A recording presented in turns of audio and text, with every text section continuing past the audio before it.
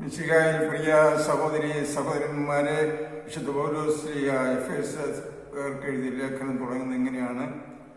യേശുക്രിസ്തുവിന്റെ അപ്പസ്തോലനായ പൗലോസ് എഫേസ്യസിലെ വിശുദ്ധർക്ക് എഴുതുന്നത്, വിശുദ്ധ പൗലോസിന്റെ കാഴ്ചപ്പാടിൽ ക്രൈസ്തവരെല്ലാവരും വിശുദ്ധരാണ്. വിശുദ്ധി എന്നുള്ളത് ക്രൈസ്തവന്റെ അവകാശവും കടമയുമാണ്.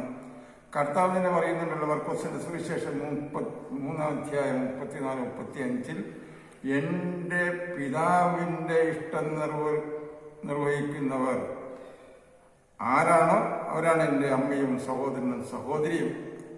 അപ്പോൾ വിശുദ്ധി എന്നുള്ളത് കുറച്ചു പേരുടെ ഒരു അവകാശമല്ല. അപ്പൊ ആദിമ ക്രൈസ്തവ സഭയിൽ വിശ്വാസം അതായിരുന്നു. പക്ഷേ കാലക്രമത്തിൽ എന്തായി, ഈ വിശുദ്ധരെന്ന് പറയുന്ന ഒരു തരം സൂപ്പർ സ്റ്റാറുകളായി മാറി.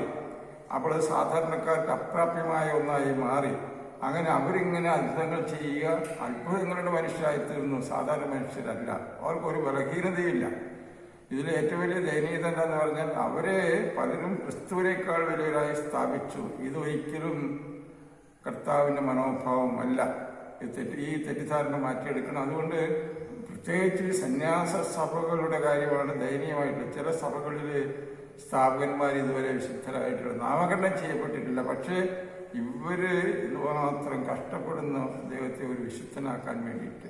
എന്നാൽ ആ വിശുദ്ധൻ, ആ സ്ഥാപകൻ സ്വർഗത്തിലിരുന്നു കൊണ്ട് പറയുന്നു, എൻ്റെ മക്കളെ, നിങ്ങളുടെ വിലാപം എന്നെ നാമകരണം ചെയ്തില്ല എന്നതാണോ? പക്ഷെ എൻ്റെ വിലാപം എന്താണ്? നിങ്ങളുടെ ആത്മരക്ഷയാണ് എൻ്റെ വിലാപം.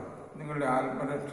നിങ്ങൾ എൻ്റെ വചനങ്ങൾ മതിലുകളോട് എഴുതുന്നു, സിമ്പോസിയം നടത്തുന്നു, സെമിനാറുകൾ നടത്തുന്നു. ചിലർ എൻ്റെ പേരിൽ ഡോക്ടറേറ്റ് എടുക്കാൻ വേണ്ടി പോകുന്നു വിദേശത്തേക്ക്, റോമിലേക്കും. പിന്നെ ഇങ്ങനെ പലതരങ്ങളിലുള്ള പരിപാടികളാണ്. പക്ഷേ അതുപോലെ തന്നെ നിങ്ങളുടെ ആരോഗ്യം കളയുന്ന രീതിയിൽ നിങ്ങൾ ഉപവസിക്കുന്നു, പലരും രോഗികളായി.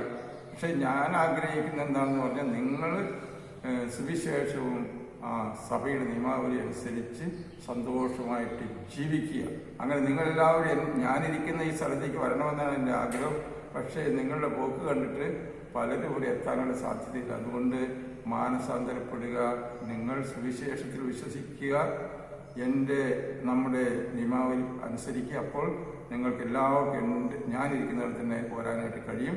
അതുകൊണ്ട് എല്ലാ തെറ്റിദ്ധാരണകളും മാറ്റിക്കൊണ്ട് വിശുദ്ധി എന്നുള്ളത് ഓരോ ക്രൈസ്തവന്റെ അവകാശവും കടമയുമാണെന്നുള്ള സത്യം മനസ്സിലാക്കുക. ലോകത്തിന്റെ പ്രകാശവും ഭൂമിയുടെ ഉപ്പുമായി തീരുവാൻ നമുക്ക് പ്രാർത്ഥിക്കാം. പിതാവിന്റെയും പുത്രന്റെയും പരിശുദ്ധാത്മാവിന്റെ നാമത്തിൽ ആമേൻ.